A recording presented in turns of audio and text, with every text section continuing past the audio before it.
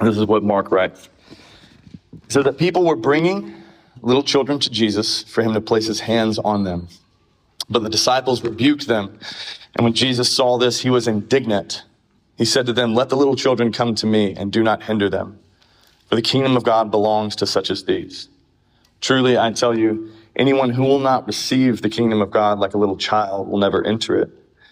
And he took the children into his arms and placed his hands on them, and he blessed them. This is the word of the Lord. Y'all know my wife isn't here. She and Kelsey had a wedding that they were helping lead and do and things like that. But I love my wife. One of the things that just an interaction with her that while we were dating that like just locked it in. And I was pretty locked in already. But one of the interactions that just locked in that like, you're my person is an event I call it's like the pizza heist. It was anyway. So we were in Chicago at Giordano's, which is this deep dish place. It's a historic space, very difficult to get into. And we went there, just us two. And we got there and it was like, it'll be an hour and a half wait to even get a table. And so I was like, well, this isn't going to work. And that's frustrating. That's not going to work because I wanted to eat deep dish here at this space. And she looked at me and she was like, well, there's only one thing to do. And I was like, leave? And she was like, no, we got to steal someone's reservation. And I was like, what does that mean? And she said, well, I've done it before. She's like, you just wait for them to call someone's name. And when they don't respond, you say that your name is the Johnsons and you just take their reservation. And we're Christians, right? And so I was like, as any leader, Christian leader, I was like, absolutely. Let's do that thing. And so it's not our shining moment. I'm not saying you should do this. It's just something we did because I wanted some deep dish that day. And so we sat there and just listened around. Party of two for Johnson or whatever. And they would normally call it 3 times. Party of two, Johnson, nothing. Party of two, Johnson. And then they would say last call, party of two, Johnson. And then they just move on to the next one. And so we weren't just running up there and saying we're the Johnsons while another couple comes up. No, I swear it's us. Like, it wasn't that. It was, we were waiting to the last call. And so it happened. They called the name, last call for the Johnsons. And it was like, here's our moment. I'm terrified. The Johnsons actually stand. I don't know what the Johnsons are. I have no idea what they look like. And she just didn't care. Such boldness. I love it. And so she was like, we're the Johnsons. And they're like, great, follow us. And I'm like walking, looking behind me, making sure. But the entire time they called us the Johnsons while we ate our deep dish pizza. And it was delicious. And it didn't make it taste any worse either that we stole it from the Johnsons. That story didn't go over as well. I feel like y'all maybe don't. We're following this person. This person's about to preach us the Bible. We were young, but the reason I say that is Rainey's thing is there's only one way to get into this space. There's only one way that we're going to eat deep dish pizza today. There's only one way that we're going to do this. The reason I say that is not to, maybe I'm just confessing sin publicly, but also that's similar to what Jesus says here. There's one way to experience one thing. I have this kingdom for you and there's one way in. And it's not by stealing people's reservations. He says there's one way in, and the way in to actually experience what I have for you is actually to experience it like a child, to come in and enter into this space as a child would enter into this space.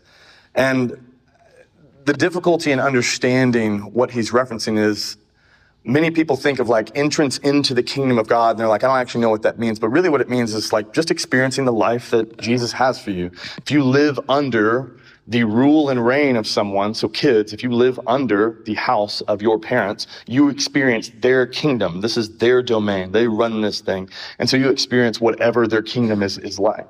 And so Jesus is saying, hey, for me, if you want to experience my life and the things that I have for you and all of the peace, the joy, the hope, the gifts, the power, if you want to experience all of those different things, the only way to actually experience those things, there's only one way in, and is to actually receive those things and to enter in as if you're a little child. And so what I want to do today is I want to just consider for us what it looks like and 3 things that we need to really step into or maybe even just go back to. 3 things that we could go back to in order to receive the kingdom of God as a little child. and to be childlike. And so the difference in childlike and childish, every single one that you'll hear today, like there's a way to be childlike, that's a virtue, and there's a way to be childish that kind of takes the virtue and then spoils it. And so one of the things that we should be is dependent, but then there's also this space where it's like if your kid never learns to do anything by themselves, like that's a childish way to do it. And so we're going to be talking about childlikeness, not childishness, okay?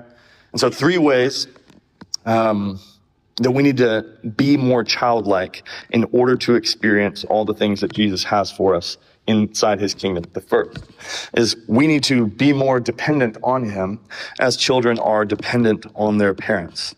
We need to learn and to seek to be more dependent on him the way that kids are dependent on their parents. Children are incredibly dependent on their parents.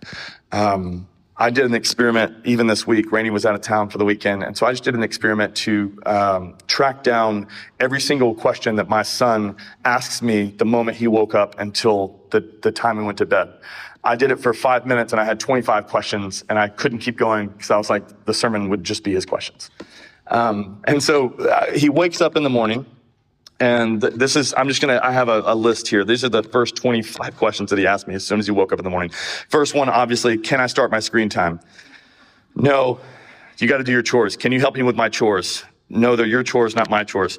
Then he finishes his chores. Can I start my screen time now? Can you start my screen time timer? Because we have a timer. Also, can you make me breakfast? Do we have any orange juice? Can you get me some orange juice? Can you cook my chicken nuggets a little longer? I cooked them, but they weren't cooked properly.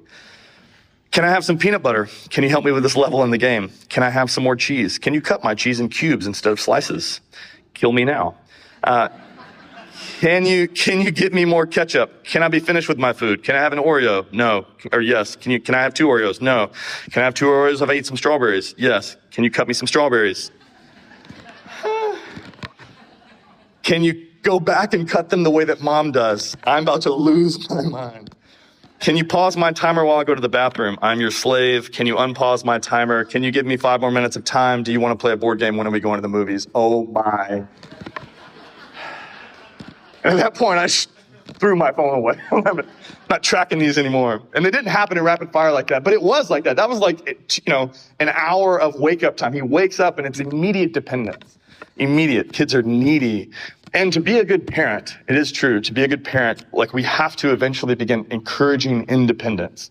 It's natural. You must encourage them to be independent of you, to do things. Cut your own cheese, bro. Get your own orange juice. Like you do, to be a good parent, you have to encourage them to be independent. The difference is that the Lord never encourages our independence in the scriptures. He never actually thinks that of us. He never says, hey, I really feel like you should be doing this by yourself. He never does it. He actually goes the other way.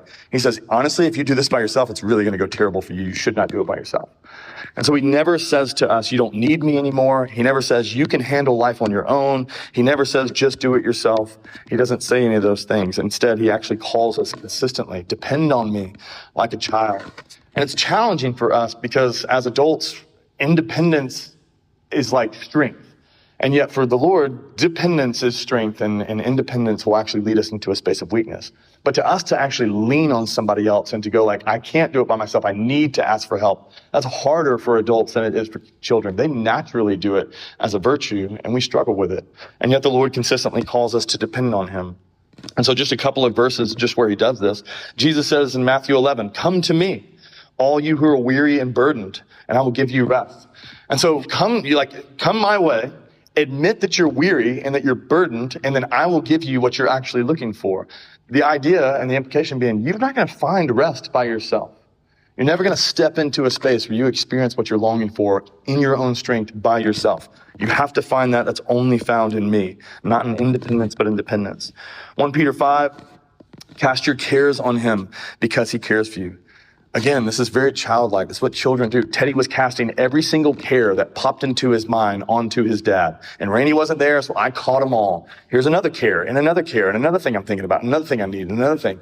And actually the scriptures say, do that. Be that way with the Lord. That's what he wants from you. Cast all your cares on him because he cares for you. Adults can't handle that. They get tired and they get weary and they get angry with their kids when they do this thing, but he can actually manage that. He can hold those things and he actually calls us to do it. Don't worry about anything. Instead, talk to me. Pray about everything. Tell God what you need. Jesus says, pray and never give up praying. constantly. Just berate them. If you have children or you've ever nannied for somebody or something like that, and then you enter into a space where they're constantly asking you questions or they ask the same question over again. We're about to go on a road trip and Teddy's going to go, are we almost there? Are we almost there? Are we almost there? Are we almost there? He's going to be persistent like a child is persistent. I'm like, read the GPS, man. Then you'll know. But the Lord actually wants us to be persistent in those ways. He doesn't grow weary of us constantly saying, can I have one more time? Can we do it again? Hey, when are you going to do that thing? Are you going to do that? He doesn't grow weary of that. Jesus actually says, pray and never give up. Be persistent. Constantly do these things. Be very needy with me. Jesus says, I'm the vine, you're the branches. If you remain in me and I in you, you'll bear much fruit. But look, in independence, you'll do nothing. Independently of me, you will do absolutely nothing. But when you're with me, you can do something. Something can actually take place. Fruit will actually grow in your life. Isaiah 40, I love the verse. He gives strength to those who are weary, to the dependent. He increases the power of the weak, to the ones that actually need something. Youths will grow tired and weary, young men stumble and fall, but those who wait, or those who look eagerly to the Lord, those who depend on him, those are the ones that will actually find what they're looking for.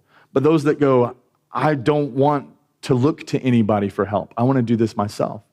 I want to find my own strength. I want to find my own way. I want to do my own thing. The Lord's like, that's fine, but you're not going to find what you're actually looking for by seeking independence. The way that you'll actually experience my power and my rule and the things that I have for you, the only way is through dependence. I'm never going to force those things on you, and you won't find them by yourself. But the great news is I love needy people. I want dependent people, and it's those who depend on him. Hebrews 4:16, let us approach his throne of grace to receive mercy, to find the help in our time of need. Anyone who lacks wisdom, if you're feeling like I don't have enough wisdom, I feel dumb right now, the Lord's like, tell me that you feel that way. That's fine. I will never, it says like he'll give to everyone generously without finding fault. He doesn't look at our weakness in those spaces and see it as something that's wrong. He actually sees it as that is the space where my power will be made perfect in this weak spot in your life. And so he is constantly calling us to depend on him. And the reason is because for you and me, whoever you depend on in your life, whatever thing, whatever person you depend on, you will just experience that person's kingdom. You will experience that person's rule. You'll experience what they're like breaking into your life. And so if you depend on money, you will experience what money can do for you. And money can do a lot, but it can't do everything.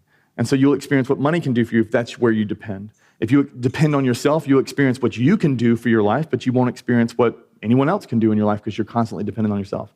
If you depend on a relationship or something like that to give your life meaning or those things, you will find that it will produce in your life whatever it has available in and of itself. And most things are just empty. And so whatever you depend on, you'll experience that thing. If it's your job, like I'm just so dependent on my job to give me everything that I need, you'll experience the rule and reign, the kingdom of your job. And maybe that's good to a certain extent. But what the Lord is saying is like, he's actually filled with joy. He is actually filled with peace. He is actually full and wants to pour out. Everything else is empty and promising fullness. And so to actually look towards those things to give you something that's rich and full, it's like they just cannot provide that, but he actually can. And so wherever we depend is ultimately what our life will be shaped by and what our life will be defined by. And that's why he's saying, I want to shape your life. If you allow those other things to shape your life, if you allow your life to be defined by those other things, there will be some pockets of goodness, but it will be mostly just stealing from you somewhere along the way. But if you would look to me, I don't steal from you. I pour out, I give. That's who I am. And so he wants us to experience his kingdom and not anyone else's. And so the question is, what are you depending on? What are you dependent on? A couple of questions for you just to figure out what you're dependent on are here. If you want to figure out what you're dependent on, you can ask the question, where do you turn to for joy? Where is it like, this is it. Anytime I need to feel good, this is where I go. I lean on this thing. I turn to this thing. What do you do to find peace? What are you dependent on for your peace? Some people, it's like, I got to watch the news, which is crazy to me. I wouldn't bring any peace, make me angry or scared, one. And what do you do to find peace? Where do you run to feel safe? And sometimes it's just numbing out. I don't feel safe, but I'd rather feel nothing. And so you're dependent on something that numbs you. What do you do? What do you think you need for your life to be finally complete? If I just have this thing. as soon as this happens in my life, as soon as I hit this space, as soon as I have this thing, if that thing is anything other than the Lord, then you're dependent on something else. And you will experience the rule and reign of that kingdom, which is primarily that thing going just a little bit more, just a little bit longer, just one more year, just a little bit more money, whatever that thing is, it's just constantly pulling you a little bit further and never actually satisfying the need that you actually have. And so that's what we're dependent on. And that's the kingdom we'll experience primarily. And so Jesus is saying, hey, in order to experience mine, you need to be dependent like a child. It's hard and it can be scary and nobody wants to be childlike. We all want to be independent, our true selves and all the rest of it. But at the end of the day, he's like, this is how you'll experience my kingdom in your time. All right, so that's the first. Dependent on him like a child. The second, we need to trust him like a child trusts their parents. Trust him like a child trusts their parents. And I realize, again, you can kind of look at this and go, well, children sometimes don't trust the words that I say and stuff like that. And I understand that. But there's a space and a pocket of time where they really do, like just almost could believe anything that you say. One time I had a $100 bill and then a fake gold coin. And I was looking at Teddy and he loves the color gold. And I was like, which one do you want? And he chose the fake gold coin and I got the $100 bill. And I was like, you made a good choice. And just lied to him. Those are, okay. I don't actually lie to my kids. I'm not stealing your reservations at restaurants. But anyways, it was just interesting to be like, he believed that one was heavier in weight and more valuable than the other one. And it was like a little coin that you put in like a coin slot in an arcade. But he thought this is the most important thing. But they are. They just trust their parents. And maybe my kid doesn't trust me anymore. But childlike people normally are very trusting. And so I read something about the play Peter Pan that was produced like in 1904. That kind of illustrates this really well. But back in 1904, J.M. Barrie produced a play, Peter Pan, and shortly after the play was seen, there were all these reports of children jumping off their beds trying to fly like the people in the play. And so J.M. Barrie actually had to write something about this and change something in the play, and this is what he said. He says, after the first production of the play, Peter Pan, the boy who wouldn't grow up, in 1904, I had to add something to the play at the request of parents. It was that no one would be able to fly until they received fairy dust. This was because many children had gone home and tried flying from their beds and needed surgical attention. And I just thought it was hysterical. I mean, it's terrible, right? Like, it's bad that they need surgical attention. But I do think there's something sweet about that. Like, they watch this play and someone has told me how to fly. I've never tried jumping off my bed. Understood. And they run immediately home and they try and do this thing. And so we have to add something into the play so that they go, oh, I am thinking happy thoughts, but I don't have any fairy dust, so I shouldn't jump off the bed and try and fly right now. And so that was an actual thing they had to do because they're so naturally just seeing something, hearing something, and just trusting that particular thing. And again, I know that can spoil, and I know that can be a bad thing, and I'm not calling you, and I don't think Jesus is either, to just naively trust every single thing that you hear or be that way with every single person. But I do think that he is actually saying, I do want you to be, the way those children were with that play, I do want you to be that way with me. I want you to trust me almost completely blindly, even when it doesn't make any sense. I want you to trust me completely. I want you to look at my words and to see my word, to hear my word, and I want you to absolutely trust me and believe me the way that a child normally trusts and believes their parents, even when it doesn't make sense. Jesus wants us to go, but I'm choosing to believe you, even though you're asking me to do something that doesn't really make sense in my mind, it doesn't make sense in my heart. I don't see how this is going to work. I just believe that you know better than me. And so I'm going to choose to trust you even outside of my own understanding because this doesn't make any sense. And he wants us to ultimately read his word, to hear his words preached and taught and go like, he said it, therefore it must be true, even though it doesn't make sense to me. And if you think about it, if you read the scriptures and you read the Old Testament, if you look at all the different spaces where people followed him in ways and then experienced power beyond themselves and miracles and just incredible things happening from God in their midst, it normally began with God saying something that didn't make sense to anybody. And so you can almost just run through beginning to end to all the different people where all the stories that we love to tell in the scriptures. And it's like it normally happened because the Lord said, go and do this. And I know that doesn't make any sense, but do it anyways, and you'll see something really cool. And then they go and do that thing. So for instance, Noah, go build an ark, build a boat. And there's going to be a flood of rain. It's like, what's rain? We've never seen any rain before. It's like, yeah, there's going to be a lot of it. You're going to need that ark. You really need that. And so he does this thing that makes no sense to him. And there's no explanation other than, hey, there's a flood coming, even though you don't even know what that sounds like or looks like. you're going to need that ark. And he's like, okay. And so for 100 years or however long, he builds this ark. Abraham and Sarah, even though you're both past the age of having children and you're old and probably not the time to like be together in these ways, keep being together in those ways and you're going to have a children even though you're near 100. And it's like, that makes no sense. It's like, I know, but this is the way it's going to work. Moses, he tells Moses, God says, go speak to Pharaoh and I will free Israel from the bondage of slavery. Just speak to him. I'll take care of the rest. You speak to him. And from your speaking, what will end up happening is my power will be on display and then you guys will be set free. I just need you to go talk to the person who could kill you. And he's like, he's going to kill me. He's like, he won't. He could, but he won't. Israel tells Israel to go into the promised land. He's like, the nations are going to be double your size. They're bigger than you, stronger than you. They got chariots and all the rest of it. And like, you have nothing, but you're going to roll in there. I'm going to drive them out from your midst. Like, go. And you'll actually see that take place. And it's like, this doesn't make any sense. And many of them actually say that. That doesn't make any sense. We're not doing that. And then they miss out on what the Lord actually had. But then two of them, and then the younger ones, they actually do watch God do this thing and fight for them. And they take land away from people that are bigger and stronger than them.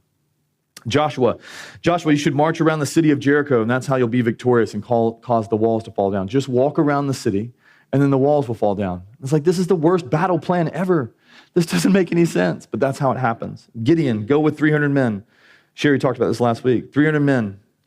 No weapons, 300 men, and I'll deliver the Midianites into your hand. It's like, again, maybe we should put someone else in charge of like military strategy and stuff because you're really bad at this. And then it happens and they see this thing happen. Mary, this would have been just weird in general. Mary, you're going to have a son, even though you've been with no one, but the Holy Spirit's going to impregnate you. So if you just wait, that was her experience with this thing. It was like, those are the words from this angel that's going to like, I don't know how this is going to work. That doesn't make any sense. That's never happened before. And I'm like, I'm just telling you that's the way it's going to happen. And then those things end up happening. And time again, none of the stuff made sense. And if they had said, hey, look, thanks for the feedback. Thank you for your words. Thank you for speaking to me, sending someone to speak for me. But like, honestly, that doesn't make any sense. If they would have said that and then chosen not to trust it, they would have missed out on all these things that we actually read in the scriptures. But they heard something that didn't make sense. They took steps of faith anyways, and they trusted like children, and they saw God do a thing.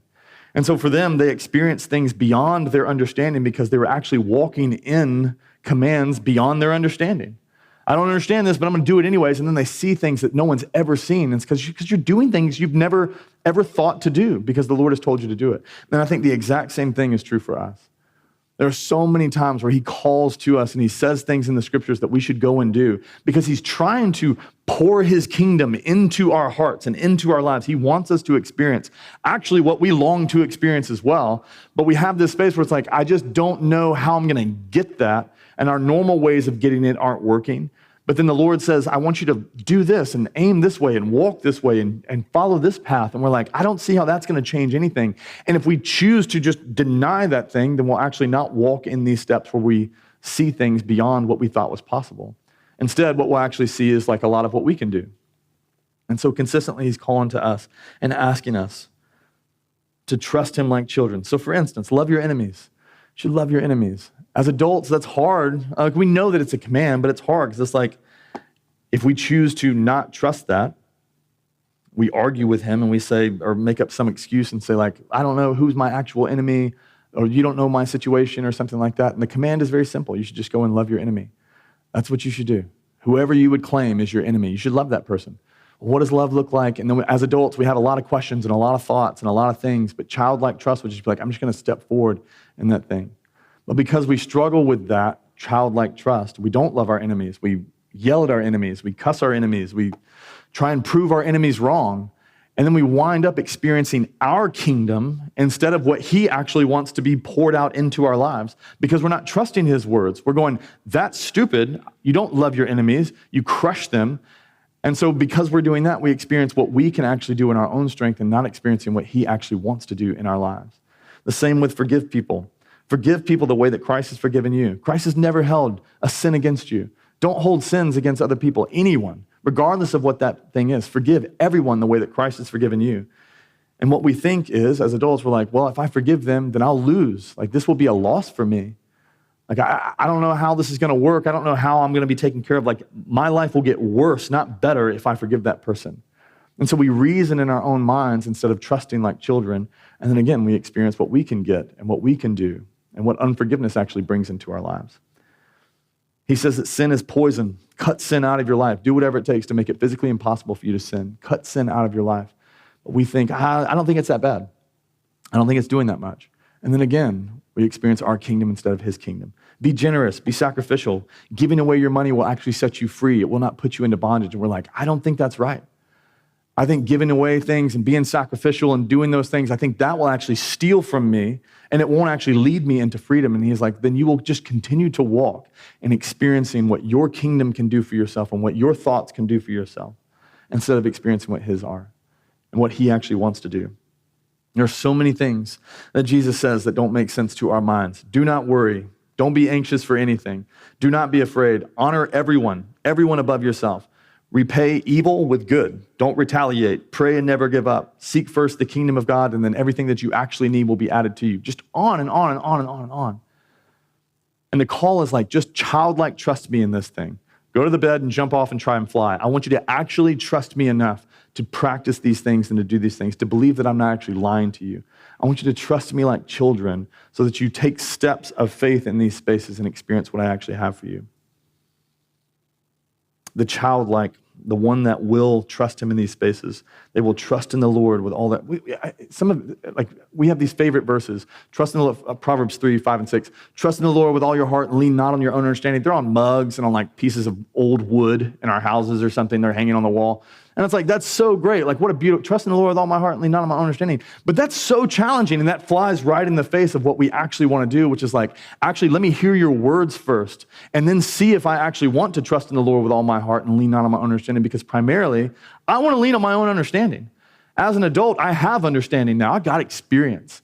I want to do my thing because I know what will work and what won't work. And in many ways, we live as if we're wiser than God. We'd never say that. We're like, he's all wise, he's omniscient, he knows all this stuff. But we live in these spaces and go, I know what you said, but I think I'm just going to do what I think instead because I think this will work better for me. And then consistently, what you experience in your life from that thing is you will just experience your kingdom and not his. And yours is worse than his. Mine is worse than his. What you can do in your life is not as good as what he can do in your life, and nor is it as good as what he actually wants to do in your life. And so we need to trust him like children with childlike faith. That's the second. And number three, we need to submit to his authority like children do to their parents. Submit to his authority like children do to their parents. Again, it can spoil. Sometimes you ask a kid to do something and it goes really badly and it's not good. But there is the space where childlike, when they're children, where it's like they don't have the option. Their bedtime is set for them when they're young enough. Their food is set for them, like what they eat, when they eat, those types of things. Kids are forced to share their toys. If you have a baby and it's not sharing, it's pulling, it's like, no, you need to share. And then the baby has to share and do that thing. My dad used to, whenever my brother and I would get in an argument, my dad used to make us shake hands and make up. And like, I was a kid. And so I was under his authority. Like, I was forced to submit to that. Like, I had to. But it was this space where he was like, I want you to like shake hands, and he forced us to do it.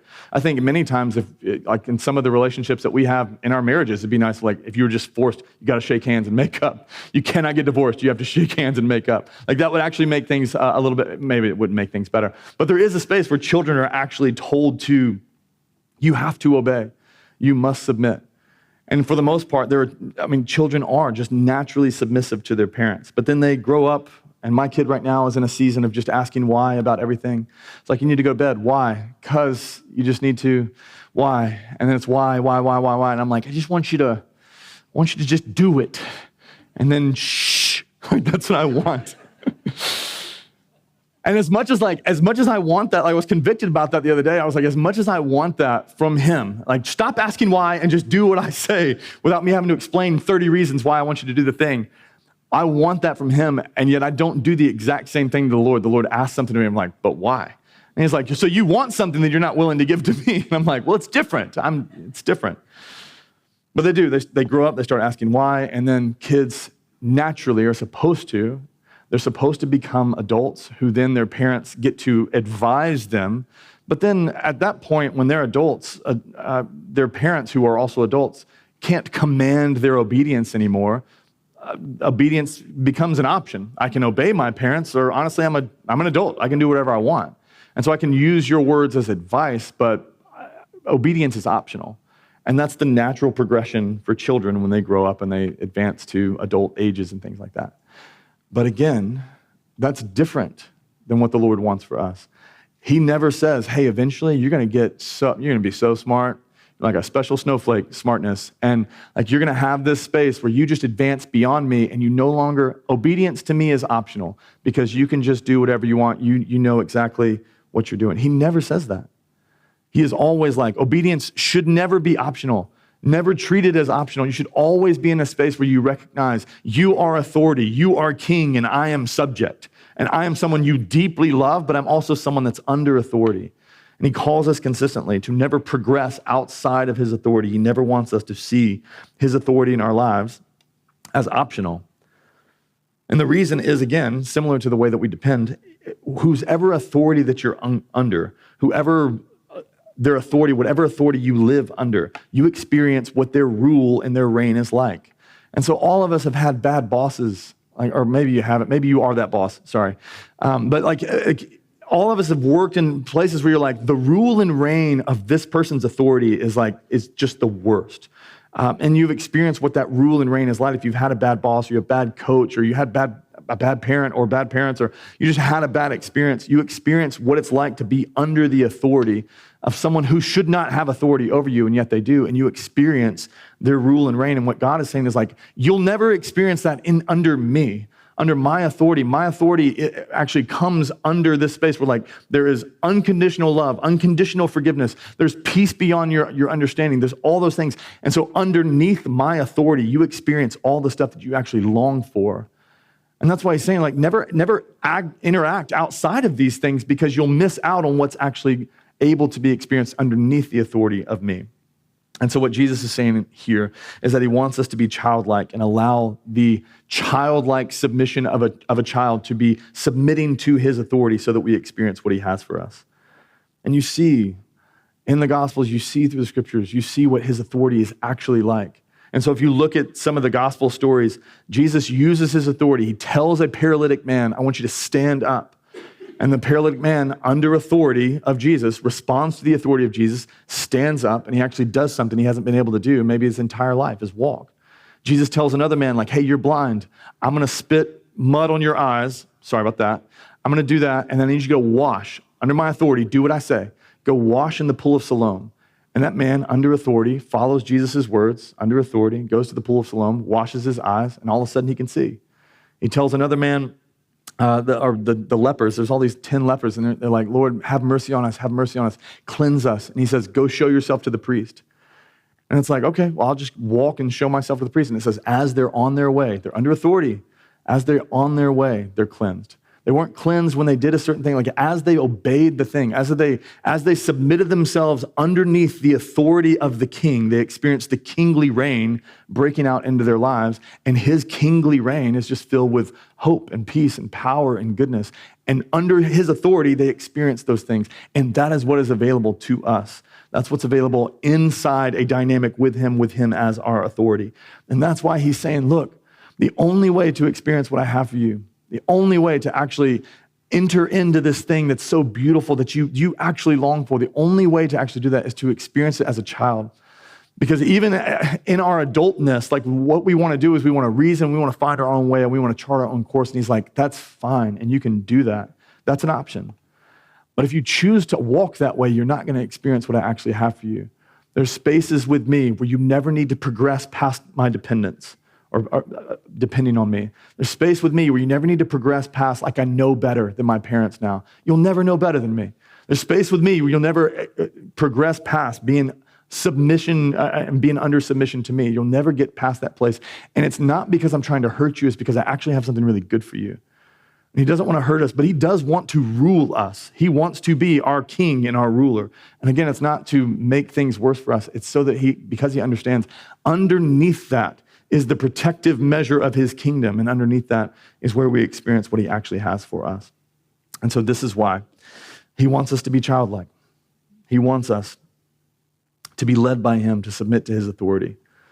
And if we do those things, then we'll experience what his rule and reign is like. And if we choose not to do those things, you'll experience the kingdom of somebody else, primarily your own. And you'll experience what you're able to do on your own, which some of you are really impressive. I'm pretty impressive too. I'm pretty proud of myself most of the time. Not in like a sinful way, hopefully. But I just know that I cannot. There's still this angst and these longings and these things that swell up in my heart and stuff. And I'm like, I know that I can't aim that anywhere and satisfy that in and of myself. I know that most of the trouble that I get into was because I got myself into it. I led myself there, and he's never led me into those spaces. And so he's like, don't depend on yourself. Don't fall under your own authority and step outside of mine. Don't trust yourself over trusting me. I actually want to lead you into a good space. But the only way is not to be forced. He's not going to force you, but it's to receive it like a child. And so we need to become like little children again. Jesus' point is that in order to experience what his kingdom is like, we have to be willing to become more childlike.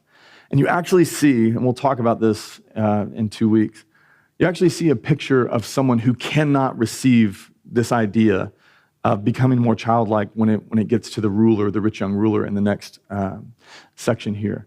And so you have, if you know the story, the rich young ruler comes up to Jesus, and his words, we don't have it on the screen, but his words are, hey, he's got all the money in the world, and yet he knows, like, I'm still lacking something.